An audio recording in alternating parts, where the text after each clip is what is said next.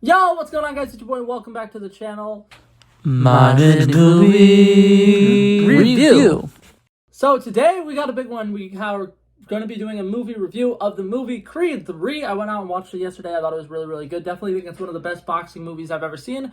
In this review, I will be getting into some spoilery things.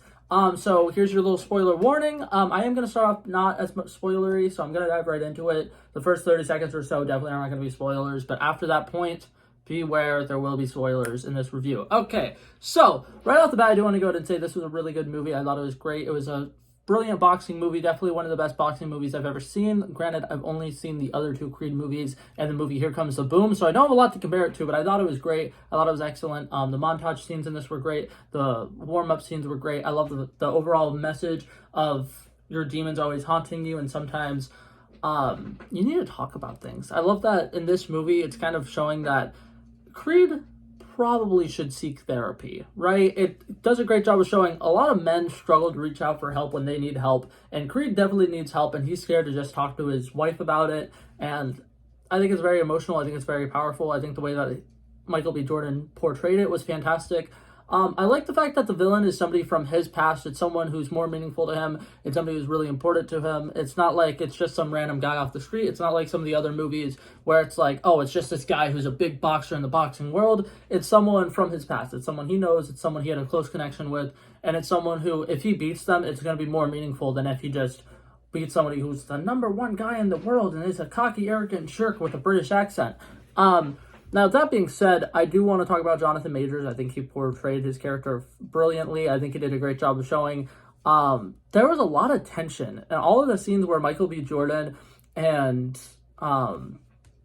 Jonathan Majors were against each other and they were just across the table from each other, there's so much tension. The first scene where you see them together and they're having dinner and they're having lunch, whatever, you can tell Michael B. Jordan has a lot of sympathy for this guy, but he's also like scared because he knows this guy has been in jail for a while. He could be a dangerous person. You can tell Michael B. Jordan is slightly frightened, and the way that he acted it out and portrayed it was pretty well. I also want to give credit to Michael B. Jordan. I'm pretty sure I've already said this. This was his director debut, and I think he did a brilliant job. A lot of the shots look fantastic. I love the different angles that he chose to show certain things from, and the parts where he wanted to just show flashes of the past instead of fully revealing the past and showing the full scene from the past where Michael B. Jordan's character, where Jonathan Majors' character got arrested.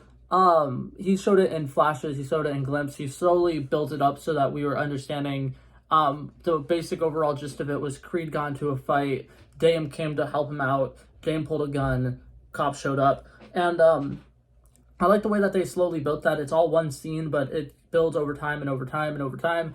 And it leaves us with a suspense of, who is this guy that they're talking about? There's a Leon dude. Leon did something to Creed when Creed was younger. We don't fully get the gist of what's happening, but we just know that Leon was a really bad dude. Dame came to fight him. And I like the fact that they didn't reveal what exactly happened with Dame, because for the majority of the beginning of the story, I thought that Dame killed a guy. I thought that he pulled a trigger, he shot somebody, he shot and murdered somebody. But what happened was he just pulled the gun, and then when the gun was pulled, the police officers showed up. So him being in jail for 18 years is kind of more or less, he did something while he was in jail that he probably shouldn't have done. And I like the fact that they don't straight up reveal that at the beginning of the story, because if you did, it would kind of take away some of the sympathy aspects that we kind of have for the character. Because I do think Jonathan Majors does a great job playing him as somebody who we should be sympathetic towards and somebody who we should feel bad for. And I think it's great. Tessa Thompson's character in this movie is fantastic. Their child actress who plays their daughter was great as well. All the signing and stuff in it, I think it really does a good job building the characters a little bit, because what is it called? You can tell Jonathan Majors in the scene where he comes to their house is kind of like not knowing how to interact with somebody who's deaf, and Creed and his wife, obviously, since they have the deaf daughter, are good at it, and they're sign languaging and stuff like that, and it kind of shows like, I'm trying to think of a way to put this.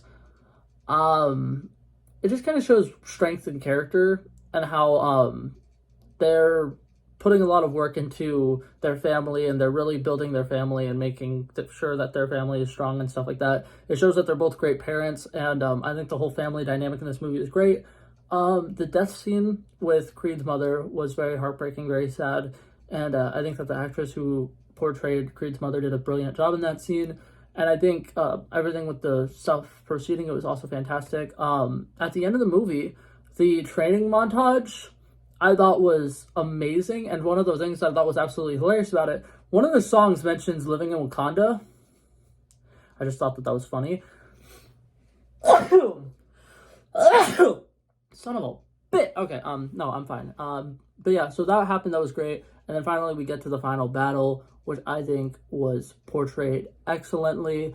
You could see Creed listens to his mentors, the people in his corner. He's a very, I'm gonna do what I need to do. He's very, yes sir, whatever you say.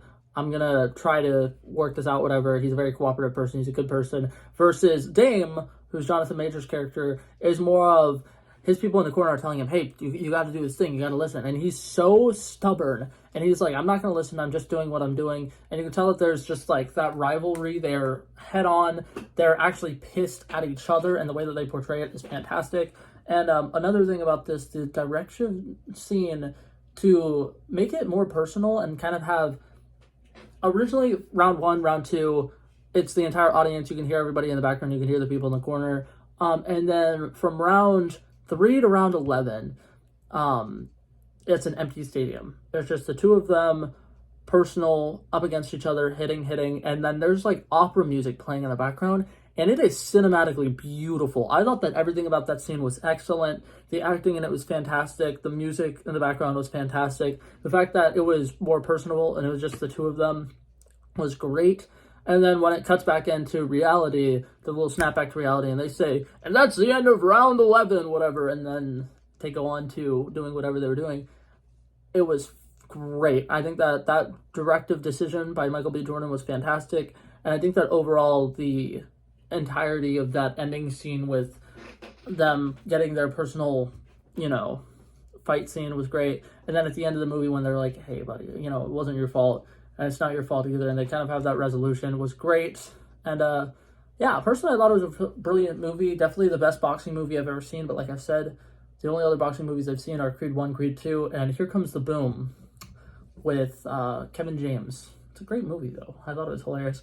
But yeah, so overall I would give this movie a solid 94 out of 100. I thought it was really, really good. I definitely would recommend seeing it. I think that it's the excellent portrayal of what a boxing movie should be. I think that future boxing movies should really base off of this movie alone. This movie was fantastic. The overall plot of it was great. The story building, the tension, everything in between was fantastic. And I definitely would recommend going and seeing it if you haven't seen it. But yeah, that's it for this video, guys. Hopefully you guys enjoyed it, and I'll see you guys in the next one. Peace out.